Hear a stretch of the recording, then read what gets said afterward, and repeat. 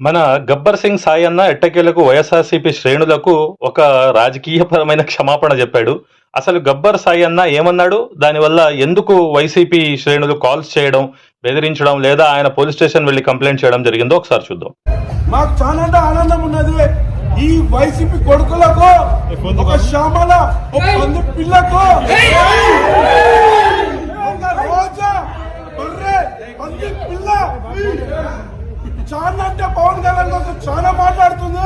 మీరు చూడొచ్చు ఈ వీడియోలో చాలా స్పష్టంగా గబ్బర్ సింగ్ సాయన్న అటు వైఎస్ఆర్సీపీ వాళ్లను, రోజా గారిని, శ్యామల గారిని తదితరులను అతడు పరుష పదజాలంతో ఆయన వ్యాఖ్యానించడం జరిగింది.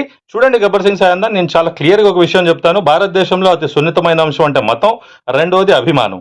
అది రాజకీయ పార్టీలకు సంబంధించిందైనా లేక సినిమాలకు సంబంధించిందైనా, మన భారతదేశంలో మన దరిద్రం ఏమిటంటే అటు రాజకీయాలుగా అంధభక్తులు, ఇటు అభిమానాలుగా అంధభక్తులుగా తయారు చేసేస్తున్నారు. ఈ వివాదం తర్వాత వైఎస్ఆర్సీపీ శ్రేణులు సాయన్నను కంటిన్యూస్ గా కాల్స్ అయ్యి చేయడం తర్వాత సాయన్న పోలీస్ స్టేషన్ వెళ్లి సికింద్రాబాద్ లో ఫిర్యాదు చేసి దాని తర్వాత ఆయన వైసీపీ శ్రేణులకు క్షమాపణ చెప్పిన వీడియో ఒకసారి చూద్దాం. ఒక పదం వాడాము వైసీపీ కొడుకులారని, అది ఆవేశంలో వచ్చినది. వైసీపీ వాళ్ళు కూడా నాకు 1,00,000 మంది దోస్తులు ఉన్నారు. అందులో లక్షల కాళ్లలో 80 మంది సేనాను తప్పు మాట్లాడినావు, ఈ పదం వాడలే అని అన్నాడు. అలాంటి వాళ్లకు నేను సారీ నేను వైసీపీకి కొడుకులు అన్నందుకు సారీ అని చెప్తున్నా. చూసారా, అప్పుడు ఇప్పుడు ఎంత తేడానో.